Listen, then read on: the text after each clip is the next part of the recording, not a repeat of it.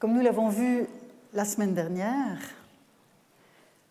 le Nomizein tous Theous engage à la fois, je vous l'ai répété plusieurs fois et j'ai conclu sur ce point, engage à la fois le registre des représentations et celui des pratiques qui concernent les dieux.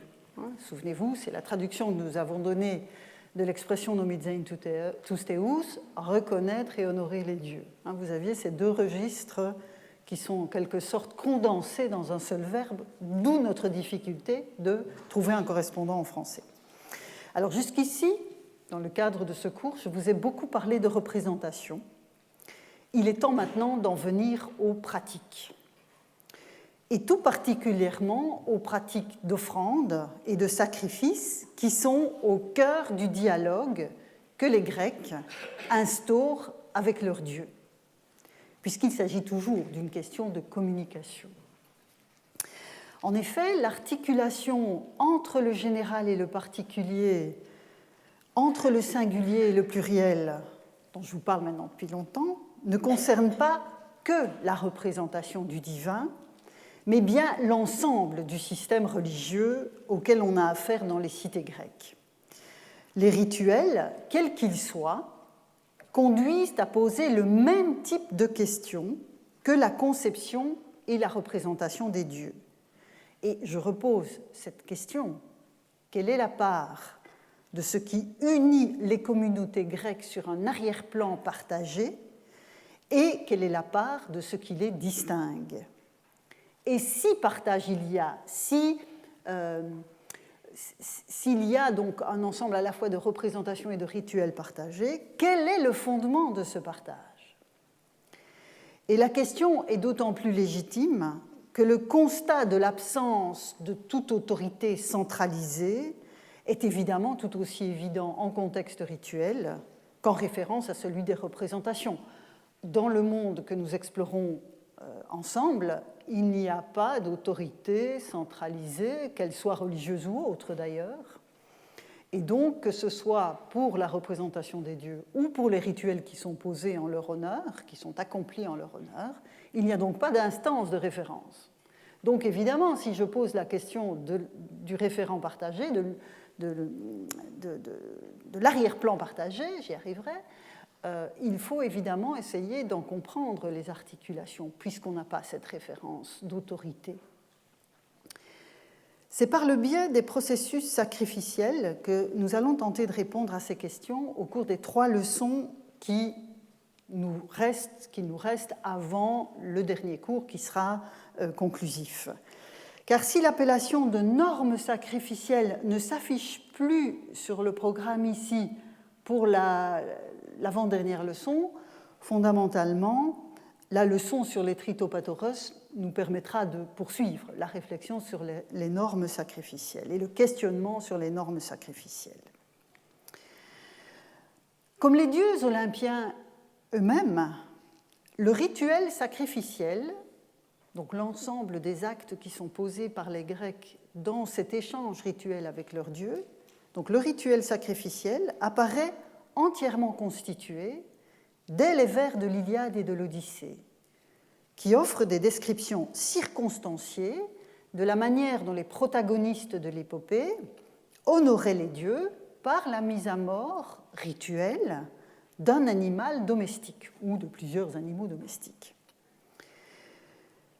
Donc, que ce soit dans la représentation des dieux ou dans l'acte sacrificiel, pour nous, modernes, qui appréhendons cette culture, c'est comme si ces éléments étaient sortis telle Athéna tout armée de la tête de Zeus. Ils nous apparaissent d'emblée dans la documentation qui nous est donnée, en l'occurrence le texte de l'épopée. Mais de telles descriptions de rituels sacrificiels sont au total assez rares dans les textes de la tradition textuelle grecque tels qu'ils nous ont été transmis. On a par exemple, outre les quelques descriptions dans l'Iliade et l'Odyssée, on trouve chez Aristophane, dans La Paix, la comédie La Paix, qui a donc été jouée à la fin des années 20 du Ve siècle sur le théâtre de Dionysos à Athènes, on trouve un sacrifice, la mise en scène d'un sacrifice de moutons à la déesse Paix, la Paix, Eirénée, qui est divinisée pour l'occasion. Et à la fin du siècle suivant, donc fin du IVe siècle, Ménandre, autre auteur comique de la comédie nouvelle cette fois, dans le Dyscolos, va aussi construire un processus sacrificiel au cœur de son intrigue. Mais c'est à peu près tout, si j'accepte quelques allusions à des sacrifices que l'on trouve disséminés dans les tragédies du Ve siècle. Mais à quel sacrifice? Alors, quel sacrifice au singulier, au pluriel? Ces textes font-ils référence? Alors, plusieurs hypothèses peuvent être formulées pour répondre, pour affronter cette question. Donc, à quel sacrifice ces textes dits littéraires, que ce soit l'épopée ou la comédie, à quel sacrifice font-ils référence? Donc, trois hypothèses peuvent être formulées. La première fait des descriptions de sacrifices, notamment dans l'épopée, une sorte de miroir à peine déformé de la réalité des sacrifices, une sorte de photographie, si vous voulez. La deuxième hypothèse déconstruit cette illusion référentielle, considérant donc que la référence directe est une illusion, pour n'y voir que des constructions imaginaires qui nous informent avant tout sur l'intrigue dans laquelle ces constructions prennent place. La troisième hypothèse, et vous aurez vite l'occasion de vous rendre compte que c'est celle à laquelle je souscris, se place à l'articulation des deux premières. Comme souvent, je ne veux pas dire que la vérité est au milieu, mais il y a quand même une bonne probabilité que ce soit le cas. La troisième hypothèse, donc, se place à l'articulation des deux premières et considère que le contrôle de l'auditoire de ces différents morceaux épiques ou comiques donne une raison d'espérer saisir quelque chose de ce que les auditeurs connaissaient des rituels en question. C'est un argument auquel je tiens beaucoup. Quand on parle de textes dits littéraires, ce sont toujours, il ne faut pas l'oublier, des performances qui impliquent un auditoire. Or, cet auditoire, vous ne pouvez pas lui raconter n'importe quoi. Il y a un jeu d'interaction avec cet auditoire, c'est ce que j'appelle le contrôle, et je ne suis pas la seule à l'appeler ainsi, le contrôle de l'auditoire sur le matériau qui lui est donné à voir. Et donc, il peut y avoir évidemment des variations, des improvisations, une plasticité dans la manière dont tout cela est construit, mais on ne peut pas sortir totalement du cadre. Et c'est ce qui me donne l'espoir de trouver quelque chose d'intéressant sans tomber dans une illusion référentielle intégrale. Bon. Quand on compare les sacrifices homériques et le sacrifice mis en scène par Aristophane ou par Ménandre, les points de comparaison sont trop nombreux, à 3 ou 4 siècles de distance et dans des genres différents, pour ne pas y voir l'effet de ce que j'appellerais une trame sacrificielle. C'est l'argument majeur que je peux vous soumettre. Nous avons affaire à des descriptions de rituels, à des mises en scène qui se ressemblent trop à 4 siècles de distance et dans, d'une part, un genre spécifique qu'est l'épopée, d'autre part, un autre genre qu'est la comédie. Il y a trop d'intersection entre les deux pour que cela soit fortuit. Et donc j'y vois ce que j'appelle une trame sacrificielle. Et par trame sacrificielle, j'entends la structure minimale associée au mot de sacrifice à une oreille grecque, et en grec précisément, c'est ce qu'ils appellent la thusia. Quelque chose qui est de l'ordre du général d'un point de vue rituel, dès lors, comme le nom de Zeus renvoie à une généralité de Zeus, au-delà de ses manifestations singulières, c'est ce dont j'espère vous avoir convaincu la semaine dernière. Et donc, c'est le même type de balancement entre le général et le particulier que je voudrais opérer aujourd'hui pour le sacrifice. Avant de vous emmener dans la diversité des pratiques sacrificielles singulières, je voudrais éprouver encore l'hypothèse que je viens de vous soumettre en repartant d'un texte qui est généralement très peu exploité dans ce contexte. Et pour que vous ne soyez pas dépaysés, je vous le donne en mille, il s'agit d'un texte d'Hérodote. Hérodote, dont je ne lâche pas encore le fil rouge qu'il nous offre bien aimablement depuis maintenant quelques semaines. Vous avez vu que je vous ai parlé de l'épopée, de la comédie, et là j'introduis un troisième genre, troisième auteur, un troisième genre, à savoir l'enquête d'Hérodote. Nous avons en fait déjà vu ce texte assez rapidement, puisqu'il s'agit de la description du sacrifice perse, dont je vous ai dit, quand je vous ai montré ce texte il y a déjà plusieurs semaines, qu'il était une sorte de description du sacrifice grec en creux, ou plutôt en négatif. Donc je le relis rapidement avec vous, parce que ça fait quand même quelques semaines que nous l'avons vu. Donc nous sommes au livre 1, chapitre 132. Quant au sacrifice en usage chez les Perses pour les dieux que je viens de citer, voici ce qu'il est.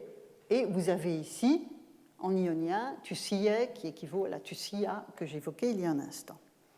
Ils ne dressent pas d'autel, ils n'allument pas de feu quand ils doivent offrir un sacrifice, ils n'usent ni de libation, ni de flûte, ni de bandelette, ni d'orge sacrée. Un Perse veut-il sacrifier à l'un ou l'autre des dieux? Il conduit la bête dans un lieu pur et il invoque le dieu, portant sur sa tiare une couronne de myrte de préférence. Il n'est pas permis à celui qui offre un sacrifice de se souhaiter du bien à lui seul en particulier. Il prie pour la prospérité de tous les Perses et du roi, lui-même étant compris dans l'ensemble des Perses. L'animal sacrificiel, une fois découpé en menus morceaux et les chairs cuites, il fait une litière d'herbes fraîches, de trèfle de préférence et pose dessus tous les morceaux de viande. Lorsqu'il les a déposés, un mage, qui est là présent, psalmodie une théogonie, telle est d'après ce qu'ils disent la nature de ce chant. Car la règle est chez eux de ne pas offrir de sacrifice sans un mage. Et vous voyez ici le terme que j'ai traduit par, ou que le grand plutôt a traduit par règle, c'est nomos. Après quelques instants d'attente, celui qui a sacrifié emporte chez lui les viandes et en use selon sa volonté.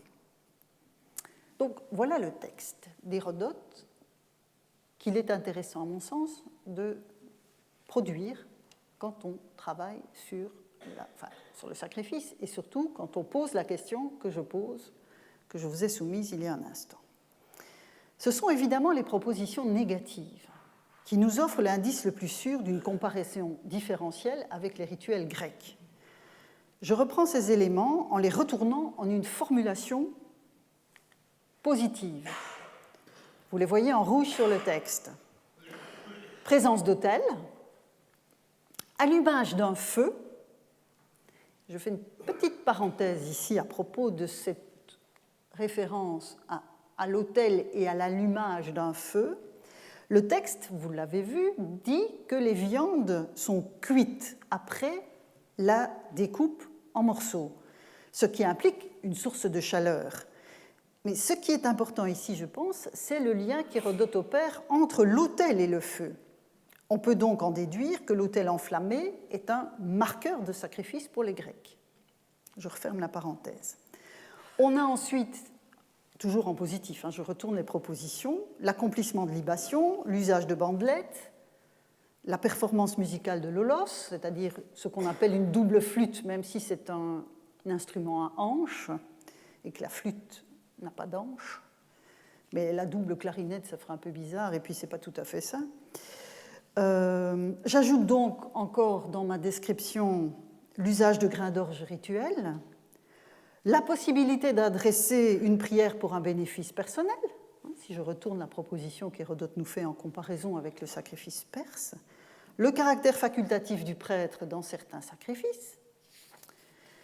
Et donc voilà ce que vous avez en rouge sur l'écran, ce qui est posé en négatif par Hérodote et que j'ai retourné en positif pour pointer vers quelque chose qui est de l'ordre du sacrifice grec. Les autres éléments de la description, présentés sur le mode de l'affirmation cette fois, concernent la manipulation de l'animal et ce qui l'entoure. Voilà en bleu.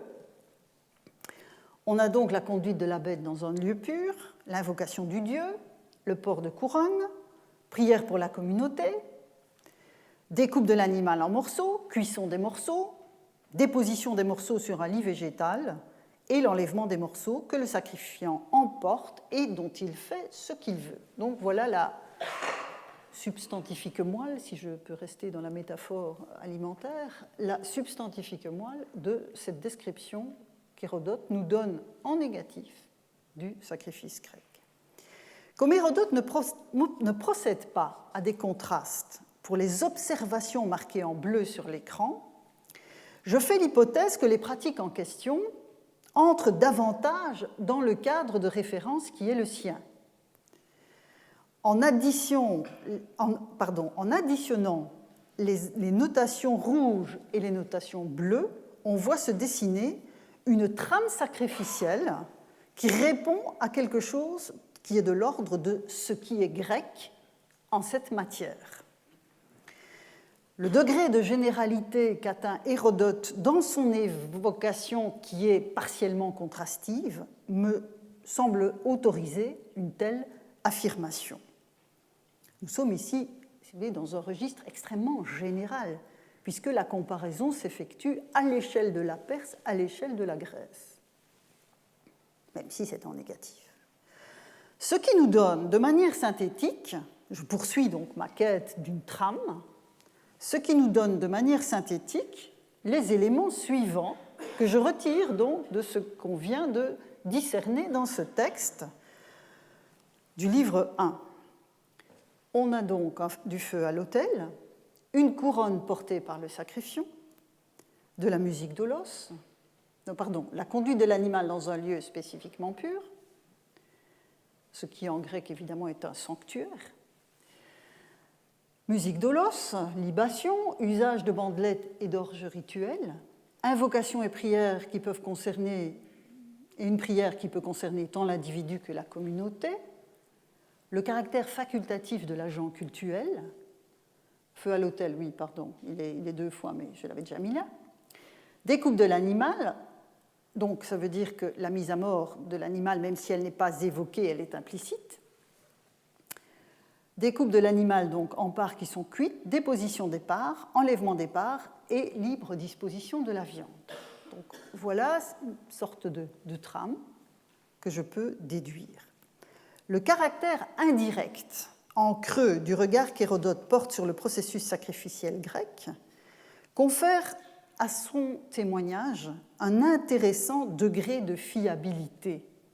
Parce que contrairement à ce que l'on trouve dans l'épopée ou dans la comédie, on n'a pas affaire ici à la reconstitution d'un rituel en vue de son inscription dans une intrigue. Ici, nous sommes dans un autre registre qui donne à ces éléments, à mon sens, un plus grand degré encore de fiabilité. Et cette présentation me permet ensuite de retourner vers ces textes que j'ai cités tout à l'heure, l'épopée homérique, la comédie ancienne et nouvelle, pour compléter la trame que nous venons de dessiner. Alors, ces textes sont très connus, ont déjà été abondamment commentés, et donc je vous demanderai de me faire crédit de leur analyse de détail pour en arriver à l'essentiel de ce qu'ils nous apprennent. Et donc voilà ce que cela donne. Vous avez à gauche pour vous de l'écran donc le texte d'Hérodote, les éléments du texte d'Hérodote, à droite les éléments que l'on peut retirer, que l'on peut mettre en lumière après l'analyse des descriptions de l'épopée, et au milieu, vous avez l'intersection, c'est-à-dire les éléments qui convergent à la fois d'Hérodote et de l'épopée. Ce qui nous donne, comme vous le voyez, donc, le feu à l'autel. Alors, la couronne, le fait que les participants soient couronnés apparaît chez Hérodote, n'apparaît pas dans l'épopée, mais je pense que c'est totalement incident. Conduite de l'animal à l'autel, musique d'Olos, caractère facultatif de l'agent cultuel. Alors, chez Hérodote, on parle des bandelettes. Dans l'épopée, on parle des rites préliminaires, dont la purification des mains. Bon. Les orges rituels sont de part et d'autre, les libations, l'invocation et la prière. La mise à mort de l'animal, elle est implicite. Alors, ce qu'on a dans l'épopée et qu'on n'a pas chez Hérodote, c'est l'écorchement de la bête et le prélèvement de la peau. Ce qu'on a de part et d'autre, c'est la découpe de l'animal en parts, mais évidemment, Hérodote n'entre pas dans ce dernier degré de détail, puisque ce qu'il décrit, c'est quand même le sacrifice perse. Donc il ne distingue pas des parts dans la découpe, des parts spécifiques, tandis que dans l'épopée, vous avez la mise en évidence des cuisses de l'animal, en tout cas des os des cuisses, de la graisse et des viscères. Quand il s'agit de cuire les parts, c'est générique chez Hérodote, tandis que dans l'épopée, on a la combustion sur l'autel des cuisses, de la graisse et des petits morceaux de l'animal qui sont prélevés sur l'ensemble de sa carcasse. Vous avez les viscères embrochés et grillés et consommés à l'autel. Donc ça, ce sont des spécificités grecques qui apparaissent dans l'épopée et dont Hérodote ne fait pas état, puisqu'évidemment, il parle d'un autre sacrifice, celui des Perses. Enfin, vous avez chez Hérodote la déposition des parts et la libre disposition des parts. Dans l'épopée, vous avez la consommation des parts sous la forme d'un banquet, en l'occurrence dans l'Iliade par les soldats, et dans l'Odyssée, c'est plus varié. Voilà pour ce qui est de l'épopée. Je fais le même exercice avec la comédie, en vous demandant une fois encore de me faire le crédit de la conclusion ici que vous avez dans la colonne de droite. Donc on retrouve à nouveau, et donc mon analyse ici de la comédie se fonde essentiellement sur le passage de la paix d'Aristophane qui est particulièrement explicite. Donc on retrouve toute une série de choses que nous avons vues par ailleurs, avec les bandelettes qui cette fois sont mentionnées dans la paix d'Aristophane, en tout cas la bandelette. Donc feu à l'autel, conduite de l'animal à l'autel, musique dolos, agent cultuel, bandelette, orge rituelle, libation, invocation et prière, mise à mort. Bon, elle est dans la coulisse, dans la paix d'Aristophane. L'animal, évidemment, est prétendument mis à mort dans la coulisse. On a une découpe de l'animal en parts, toujours sans distinction chez Hérodote, ça n'a évidemment pas changé depuis tout à l'heure. On retrouve les cuisses de l'animal, mais les viscères et la queue, qu'on ne voyait pas apparaître dans l'épopée. Et pour la cuisson des parts, vous avez à nouveau, comme dans l'épopée, la combustion à l'autel des cuisses de l'animal et de la queue, cette fois, les viscères embrochés, grillés et consommés à l'autel, la déposition qui n'apparaissait pas dans l'épopée, apparaît dans la paix, puisqu'on a la mention d'une table à côté de l'autel sur laquelle sont censées être déposées des parts, qui ne sont pas spécifiées, mais ce qui m'intéresse ici, c'est la déposition. Et puis, ensuite, libre disposition des parts en question. Donc, une trame s'esquisse, me semble-t-il, à travers ces différents textes mis en regard les uns des autres. Et je reprends ma synthèse, donc le feu à l'autel en vue d'une combustion. Et ça, vous avez remarqué que ça apparaît en premier lieu dans la description négative d'Hérodote, enfin, la description en négatif d'Hérodote. Caractère facultatif de l'agent cultuel, alors dans l'épopée, le prêtre est là, mais pas toujours. Il peut être là, mais n'est pas forcément nécessaire. Et dans la paix d'Aristophane, c'est un sacrifice de particulier, c'est évidemment le responsable du sacrifice, le sacrifiant, qui est l'agent principal. Les sacrifiants sont couronnés, on conduit l'animal à l'autel avec une bandelette, c'est une sorte de sacralisation de l'animal, le fait qu'il soit en quelque sorte décoré. Musique dolos, libation, jet d'orge rituel, invocation et prière, tant pour l'individu que la communauté, puisque la phrase d'Hérodote nous laisse entendre que les deux options sont possibles. Mise à mort, découpe en parts, déposition de parts à l'autel. Il y a une partie de l'animal qui est entièrement consumée à l'autel, et puis d'autres parts qui sont éventuellement déposées sur une table, puis l'enlèvement des parts restantes et libre disposition de la viande à cuire sur place ou à emporter. Vous comprendrez évidemment au terme de ce bref parcours pourquoi on parle de la cuisine du sacrifice ou de la boucherie sacrificielle. Le sacrifice grec, ce n'est pas une abstraction, c'est extrêmement concret.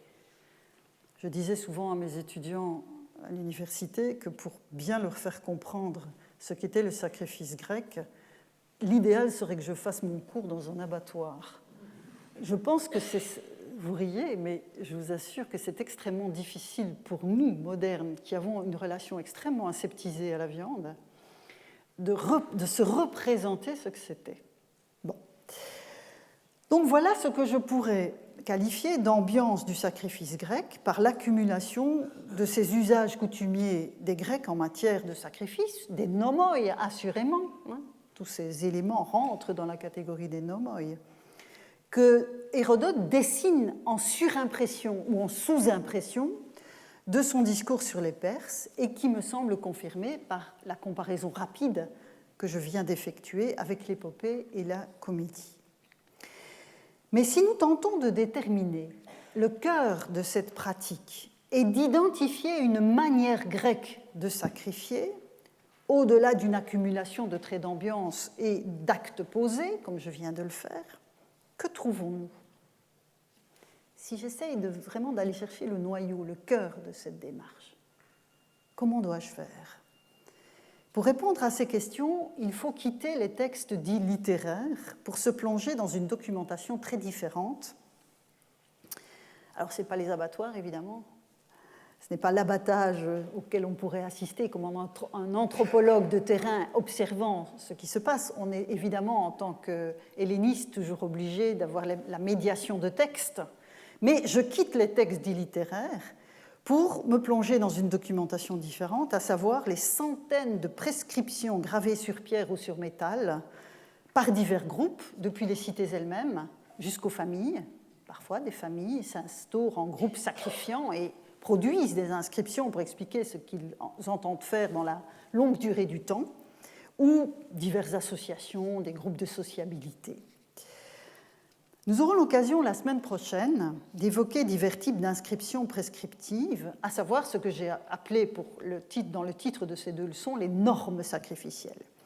Mais dans le temps qui me reste cette semaine, je pose une question précise.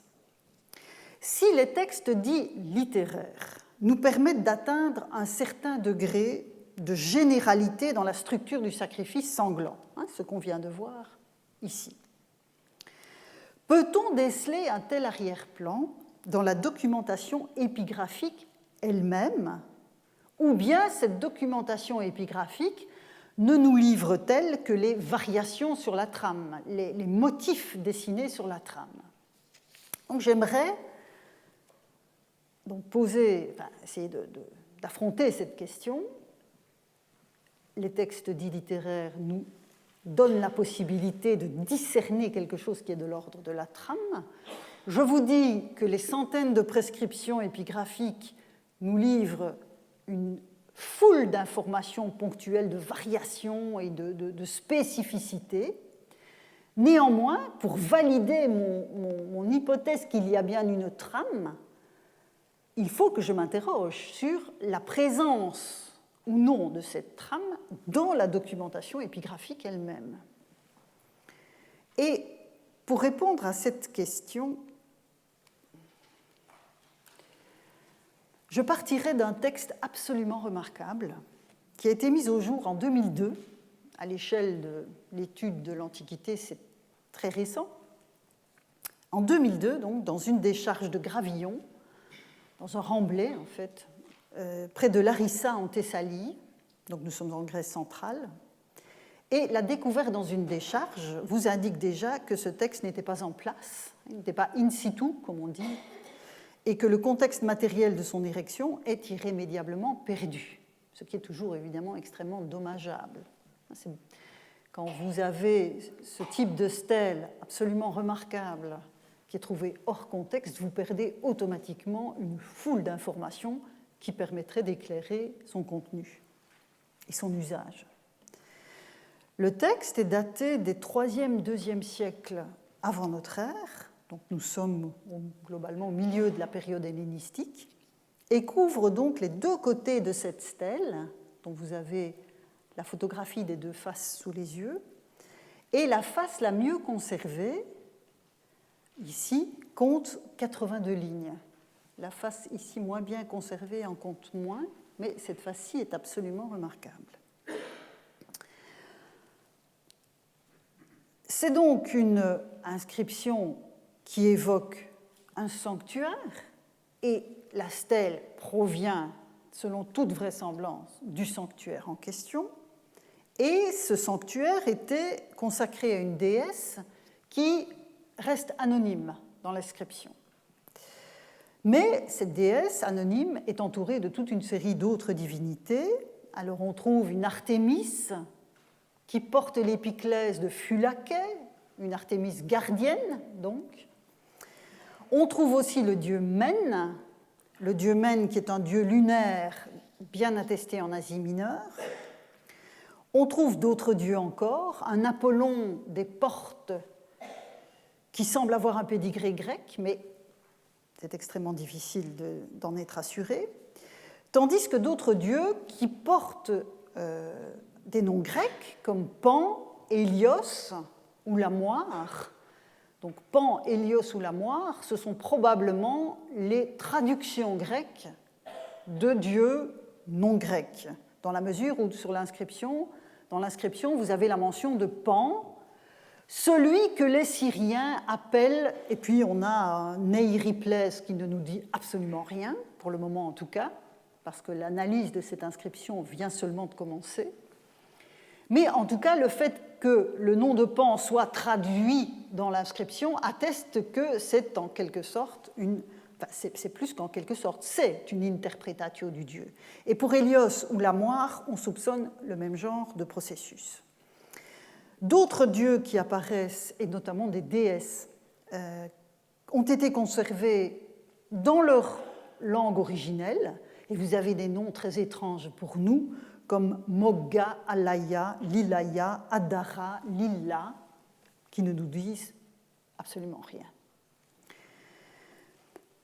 Cette inscription a été publiée en 2015, donc elle a été trouvée en 2002, mais il faut toujours beaucoup de temps pour ce genre de mise à disposition d'un document à la communauté scientifique. Et donc le texte a été publié en 2015 et l'inscription a déjà donné lieu à quelques articles importants. Voici la bibliographie, vous voyez que ça s'est accéléré. Encore une fois, vous aurez la bibliographie complète à la fin de la présentation sur le site. Et donc, vous voyez ici, vous avez ce qu'on appelle l'Editio Princeps, donc un règlement religieux de la région de Larissa, cultes grecs et orientaux, par Jean-Claude Decour et un collègue grec dont je n'ai pas réussi à trouver le décodage du prénom, donc Alexandre peut-être, Angelos, je ne sais pas, Tsiafalias. Puis vous avez eu en 2016 deux articles importants, notamment celui de Robert Parker qui a modifié une interprétation préalable des éditeurs qui considéraient que la divinité principale du sanctuaire, c'était précisément l'Artémis Phulakè que j'ai évoquée tout à l'heure, et Robert Parker a bien montré que non, elle n'était pas la déesse principale. Vous avez aussi un important article de Yann-Mathieu Carbon qui a réussi à identifier une des fêtes qui sont mentionnées dans l'inscription. Et puis, vous avez encore d'autres articles qui commentent cette inscription. Et puis, en 2017, une réédition déjà par Jean-Claude Decour lui-même, avec la collaboration d'un de ses collègues, Richard Bouchon. Alors, ces deux collègues ont choisi d'inverser les faces.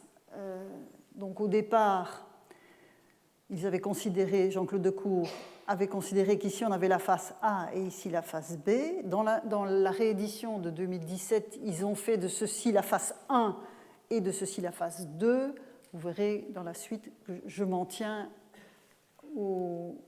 à la présentation de l'Editio Princeps en considérant que ceci est la face A et ceci la face B.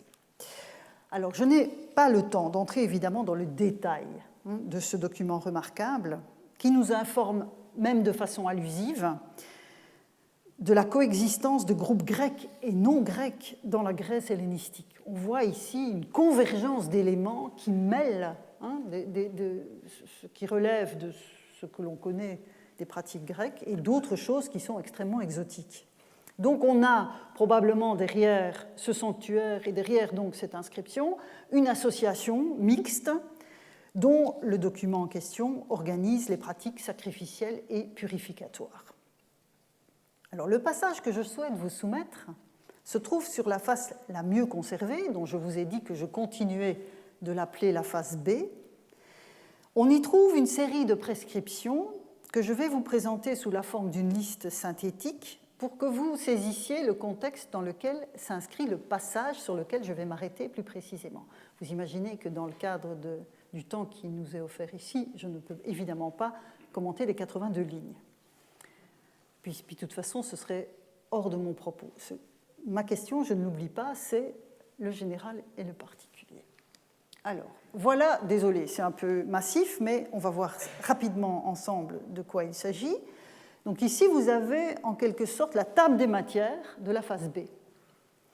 Donc, vous avez une interdiction non initiée d'entrer dans le temple de la déesse sous peine d'accomplir des purifications, une interdiction non initiée d'entrer dans le vestibule, sauf pour y prier, ou faire des vœux. Puis il y a des règles de pureté qui sont énoncées, à nouveau des purifications si on ne respecte pas les règles. Vous avez la mention d'une organisation de quête, la mention très, très curieuse, on n'a pas encore totalement compris, d'une inscription pour le vestibule qui parle d'offrandes préliminaires à Phulaké et Amen, et c'est évidemment cette prescription qui avait conduit les éditeurs de l'inscription à considérer que c'était Artémis Phulaké qui était la déesse principale du sanctuaire. Vous avez ensuite des prescriptions pour un sacrifice de volaille blanche à ces deux divinités ou d'agneaux, des règles de pureté pour entrer dans le sanctuaire, des prescriptions pour le sacrifice à la déesse selon la norme grecque. Vous aurez tout de suite compris que c'est évidemment ça qui m'intéresse. Prescription pour le rituel de la table pleine pour la déesse, autre rituel. Prescription pour la consécration d'une journée à la déesse. Donc vous voyez cette déesse donc anonyme. Fumigation autour de la statue. Prescription pour le sacrifice d'une volaille ou d'une oie. Prescription pour le sacrifice d'un bovin. Là aussi, je vais y revenir. Procession et purification lors des fêtes Nisanaya et Alulaya, donc des choses assez inconnues en grec. Prescription pour l'holocauste d'un bélier adulte ou à défaut d'un agneau mâle. Prescription pour l'holocauste d'une oie, d'un oiseau triba, on ne sait pas ce que c'est. Holocauste d'une caille. Donc vous voyez, on est dans des registres absolument exotiques pour quiconque a un tout petit peu l'habitude des inscriptions prescriptives sacrificielles. Et enfin, purification des autels qui auraient été indûment approchés et en cas de miction ou de saignement dans le péristyle. Donc, vous voyez qu'on a quitté la littérature. Nous sommes vraiment dans le registre des inscriptions prescriptives qui sont fondamentales pour comprendre le sacrifice grec, et non grec en l'occurrence. Donc, il s'agit d'une succession de clauses dont l'ordonnancement logique, s'il en est un, échappe quelque peu. Il n'y a pas véritablement de ligne conductrice claire. Le lecteur est confronté à une accumulation d'informations sur des purifications et des sacrifices sans qu'une structure claire n'apparaisse de façon évidente. Alors, c'est de sacrifices que je veux évidemment vous parler, et donc je vais isoler de cette liste ce qui concerne le sacrifice, ce qui nous donne cette fameuse inscription pour le péristyle, donc des fumigations préliminaires à Phulaké et Mène, prescription donc pour le sacrifice de volaille blanche ou d'agneau, la norme grecque, la table pleine, le sacrifice d'une volaille, le sacrifice ou d'une oie, d'un bovin, un holocauste, d'un bélier, l'holocauste de tous ces différents volatiles. Dans cet ensemble, je vais évidemment m'appesantir quelque peu sur ce qui relève de la norme grecque, puisque vous avez là une indication exceptionnelle dans toute la documentation épigraphique. C'est la première fois qu'on trouve cela dans cette remarquable inscription, et vous comprenez évidemment que c'est l'analyse de cette prescription qui va me permettre d'affronter la question que j'ai posée d'emblée. Alors, voici le texte qui court donc sur la phase B de la ligne 34 à la ligne 42, avec l'expression ici te théo hellénico nomo. Donc, tuein te théo hellénico nomo. Si quelqu'un souhaite sacrifier à la déesse selon la norme grecque. C'est possible, je lis la traduction avec vous, c'est possible avec ce que l'on veut, sauf du porc. Pour ce sacrifice, il faut apporter sur la table comme déposition un chénis de Lacana. J'ai simplement translittéré le grec parce qu'on discute beaucoup sur le sens de ce terme. Un chénis de Lacana, un chénis d'Omora, donc ce sont des quantités en fait. Chénis, ce sont des quantités probablement de farine ou de quelque chose qui sert à fabriquer des gâteaux. Mais on ignore un petit peu, enfin c'est assez difficile d'être plus précis, mais c'est assez accessoire pour mon propos d'aujourd'hui. Donc un chénis de Lacana, un chénis d'Omora, 3 oboles pour le tronc à offrande, un cotil d'huile pour lampe et pour le cratère, un conche de vin. De l'animal sacrificiel, alors il faut sous-entendre, on dépose sur la table la poitrine cuite et la pâte crue. Pour la prêtresse, faire cuire les viscères, à savoir le foie, le poumon, le diaphragme, le rein gauche et la langue. Rupture dans le sens. Le rein droit, les extrémités droites, le cœur, l'omentum, la patte détachée de la poitrine et de la queue, ce qui est d'usage, comme offrande sacrée sur le feu. Donc, c'est-à-dire déposée comme offrande sacrée sur le feu. Vous voyez que c'est un genre littéraire un peu différent de ce que nous avons vu jusqu'à présent. Si l'on se trouvait en contexte romain, ce qui n'est évidemment pas le cas, mais si on se trouvait en contexte romain, l'expression tuein hellénico nomo pourrait équivaloir à l'expression latine que vous connaissez peut-être, graeco ritu, selon le rite grec. Les Romains avaient un type de sacrifice qu'ils accomplissaient, de leur point de vue, selon le rite grec. Et quand on traduit en grec cette expression latine, c'est évidemment ceci qui sort. Mais le contraste opéré ici n'est pas romain, donc ça ne marche pas. Il s'agit d'une modalité sacrificielle qui est considérée comme grecque, par contraste avec un autre nomos, qui relève manifestement de procédures tout aussi exotiques que les déesses dont j'ai énuméré le nom tout à l'heure. Mais ce nomos autre n'est pas explicité dans le document. C'est-à-dire, vous avez remarqué dans la liste que je vous ai donnée, la table des matières, vous n'avez pas selon le nomos, pas syrien ou autre. Donc, ce n'est pas précisé. Seul le mode grec est précisé. Et donc, si je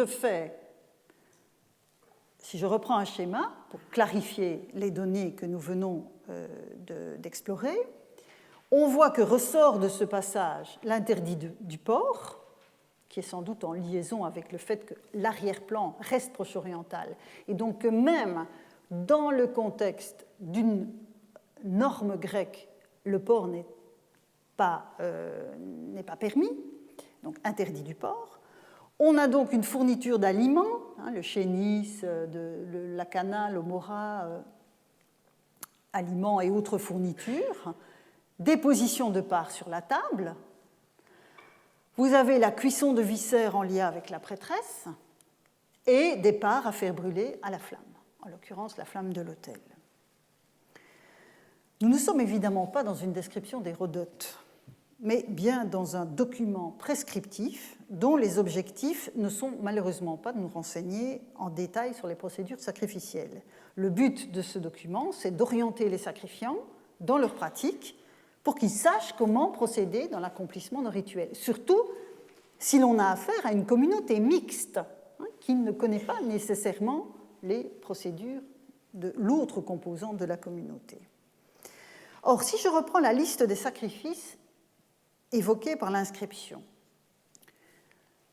on constate que des contrastes importants se font jour et me permettent de préciser davantage encore ce qui relève de la norme grecque.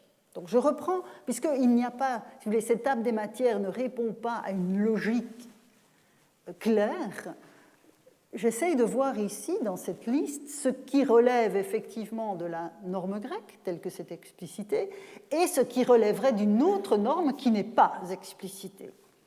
Donc vous avez ici, dans le cas des offrandes préliminaires à Phulaké et Amen, des fumigations et une libation, c'est relativement banal, en contexte grec aussi. En revanche, ici, pour le sacrifice de volaille blanche et d'agneau, vous avez un tuein générique, donc le mot grec qui signifie sacrifier, sans aucune explicitation. Donc manifestement, ça relevait de l'autre nomos qui n'est pas explicité. On spécifie juste que des femelles doivent être offertes à Artémis et des mâles à Mène. Vous avez ensuite donc la fameuse norme grecque, sur laquelle je vais revenir. Les prescriptions pour la table pleine, c'est quelque chose qui est absolument exotique pour tous ceux qui travaillent sur le sacrifice grec, puisque les ovins mâles ou femelles doivent être cuits en entier. Donc il n'y a pas de... Enfin, il y a peut-être un découpage pour les cuire, mais il n'y a pas de répartition, il n'y a pas de déposition. Vous avez ensuite le sacrifice d'une volaille ou d'une oie avec une patte qui est déposée et les organes internes sur la table et on emporte le reste. Donc il n'y a pas de combustion d'aucune sorte. Donc là encore, on sort manifestement du cadre grec. Ensuite, on a des prescriptions pour le sacrifice d'un bovin où il nous est dit que le même processus est suivi que pour les probata, c'est-à-dire ce qui renvoie à la norme grecque. Donc je vais revenir au bovin dans un moment. Enfin, les holocaustes ici, donc holocauste, ça signifie bien ce que vous pensez, donc c'est la combustion intégrale.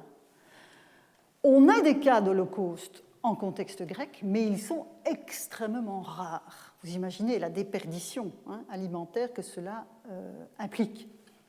Il faut aussi avoir ça en tête. Alors évidemment, ici vous avez donc holocauste d'un bélier adulte ou à défaut d'un agneau mâle, mais holocauste, ça veut dire qu'on ne mange rien.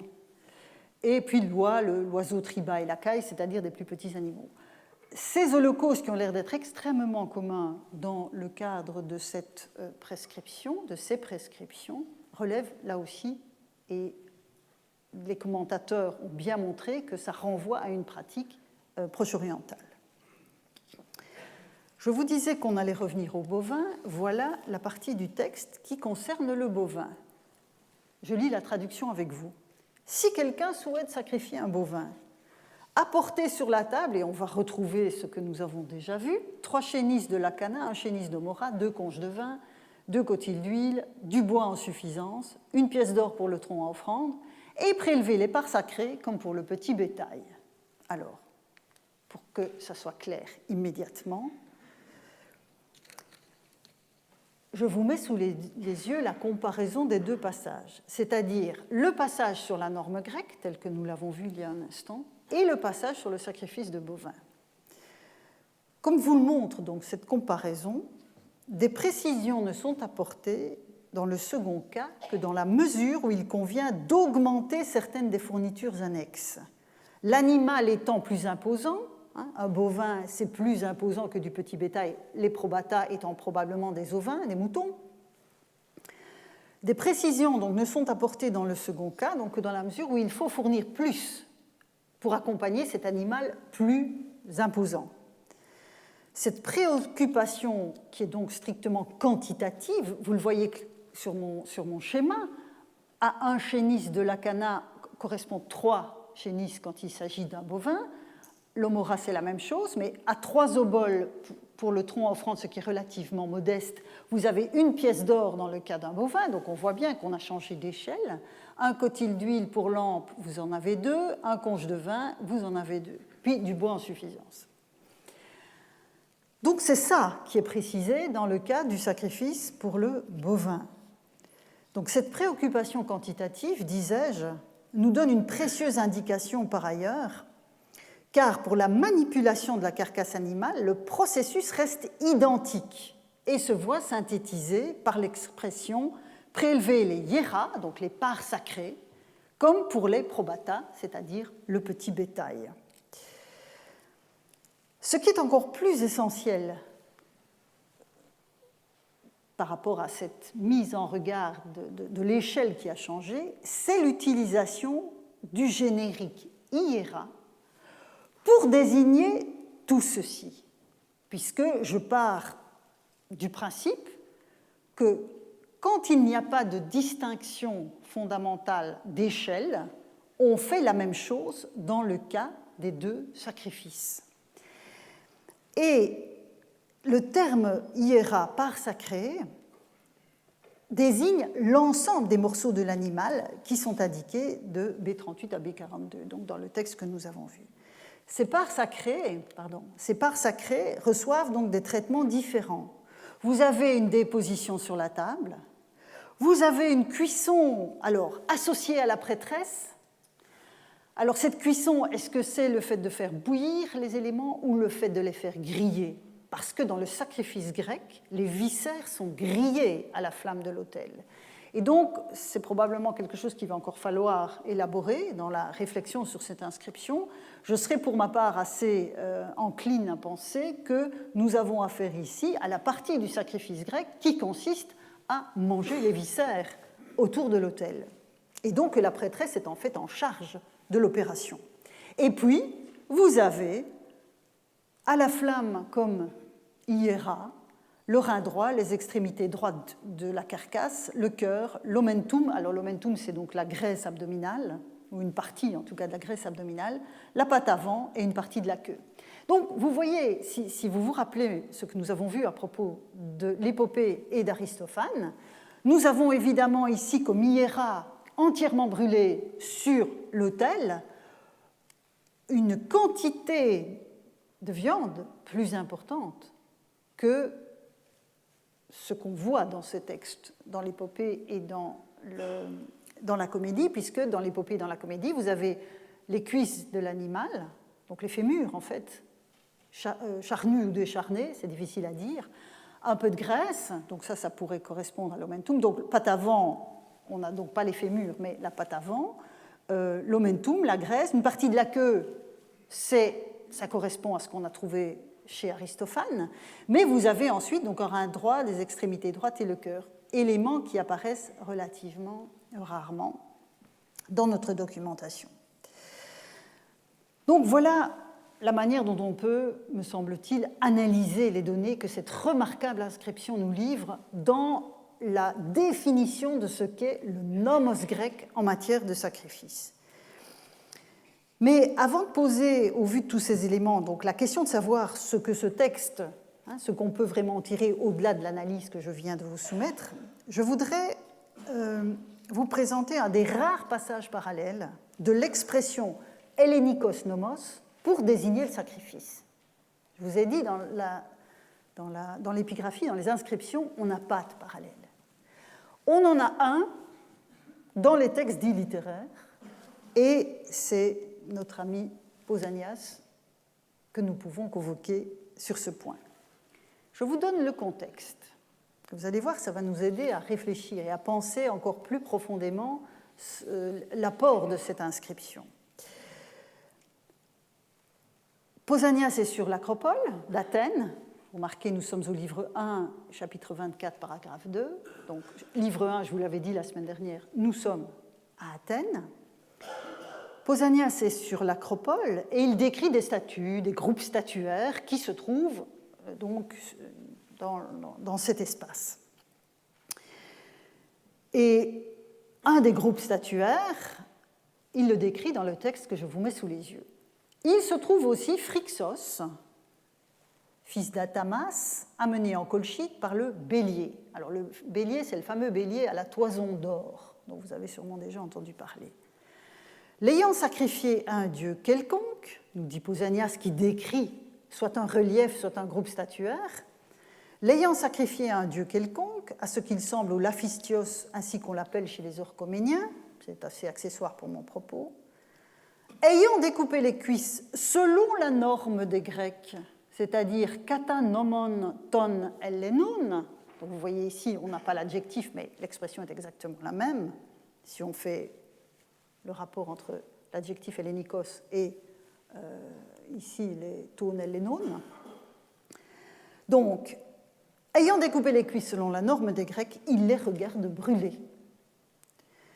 Comme dans l'inscription de Marmarini, la perspective est celle d'un contraste, puisque Phrixos accomplit en colchide, c'est-à-dire dans un territoire non grec, le sacrifice du bélier. Et ce que le texte de Pausanias met en évidence derrière cette référence à un nomos des Grecs, c'est le prélèvement d'une part de l'animal, en l'occurrence ici ce sont les cuisses, donc selon la lignée de l'épopée et de la comédie. La formulation du passage ne permet pas d'assurer que la combustion du prélèvement en question fait partie de ce que Pausanias inclut dans la norme grecque, mais je pense que c'est assez probable. Alors, si je suis Scott Scullion et Robert Parker qui ont livré un important commentaire de l'inscription, je vous ai montré la référence tout à l'heure, donc ces deux auteurs font l'hypothèse que le nomos grec renvoie, dans l'inscription de Marmarini, à l'usage de sacrifier du bétail comme des ovins ou des bovins, c'est-à-dire des grosses pièces. Enfin, des grosses pièces. Oui, un mouton par rapport à une caille ou à une poule, évidemment, c'est plus imposant. Donc ce sont le bous et les probata. Et il est clair, ils l'ont bien montré, que la variété des volatiles et l'interdit du porc renvoient davantage à des pratiques attestées au Proche-Orient. Et ils font également l'hypothèse pour les agneaux. Si je reprends ici, vous voyez, on a des volailles, on a la volaille, on a une oie. Ici, vous avez donc l'oie, l'oiseau tribal, la caille. Donc, on voit bien qu'il y a un bestiaire de volatiles qui est tout à fait inusité du côté grec. Mais bon, ils font l'hypothèse que les agneaux aussi renverraient à une pratique proche-orientale. Et donc, pour eux, le nomos hellenikos de l'inscription, ce serait uniquement la manipulation qu'il faut appliquer aux gros animaux par comparaison avec de plus petites pièces qui seraient communes dans la pratique orientale. Je pense que ce texte de Pausanias nous permet d'infléchir leur interprétation. Il me semble que la combustion d'une part prélevée sur l'animal mis à mort peut être un marqueur de grécité en matière sacrificielle. Or, cette obligation, on vient de le revoir dans la liste que je vous ai soumise, dans l'inscription de Marmarini, n'apparaît que pour la modalité sacrificielle grecque. Il n'y a que dans le cas du nomos grec que l'on a cette référence à une combustion d'une partie de l'animal. Quand il y a combustion dans les autres pratiques, c'est l'Holocauste. Or, l'Holocauste est une pratique proche-orientale bien attestée. J'en reviens dès lors au texte d'Hérodote, et j'arrive à la fin de mon parcours, j'en reviens au texte d'Hérodote qui nous offre une occasion rare d'opposer sacrifice étranger, en l'occurrence c'est perse, et sacrifice grec. Parce que dans les autres textes dont je vous ai parlé, que ce soit l'épopée ou la comédie, on est dans un contexte gréco-grec. Il n'y a pas de mise en relation, de mise en regard d'autres pratiques. Hérodote nous offre cette opportunité. Or, si l'on se concentre sur la manipulation de la carcasse telle qu'il l'évoque, en négligeant les à-côtés du traitement de la bête, on voit s'opposer en filigrane dans ce texte une déposition intégrale des morceaux de la bête qui sont ensuite enlevés. Vous l'avez ici, donc l'animal est découpé en menus morceaux, les chairs sont cuites, et on fait une litière d'herbe fraîche, et puis on pose dessus les morceaux, on attend un petit moment, le mage psalmodie, et puis on emporte la viande. On a donc cette déposition, et en contraste, même s'il est relativement implicite, vous avez en tête de liste de la comparaison différentielle l'autel et le feu.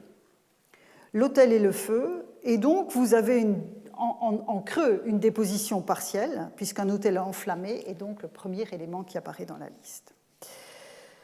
Je conclurai donc que quelque chose comme un nomos sacrificiel grec existe bel et bien. Donc que je suis en mesure d'identifier ce niveau de généralité que je cherche depuis le début de ce cours. Notamment en contraste, parce que c'est évidemment ça qui me permet de valider cette hypothèse, il existe un nomos sacrificiel grec, en contraste avec ceux des autres peuples où la présentation, la déposition des parts n'implique aucune combustion. Et vous voyez qu'ici, je peux faire converger cette vision que nous donne Hérodote du sacrifice perse avec l'analyse de l'inscription de Marmarini.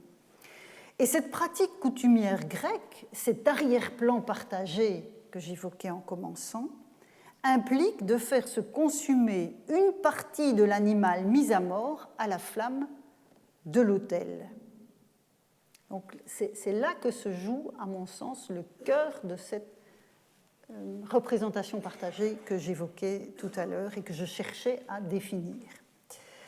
Mais à côté de ce nomos au singulier, il faut tenir compte de tous les nomoi, pluriels cette fois, que nous font découvrir des centaines, je le disais, des centaines de règlements épigraphiques, et de ces nomoi singuliers, ou en tout cas d'une partie, je vous parlerai la semaine prochaine. Merci pour votre attention.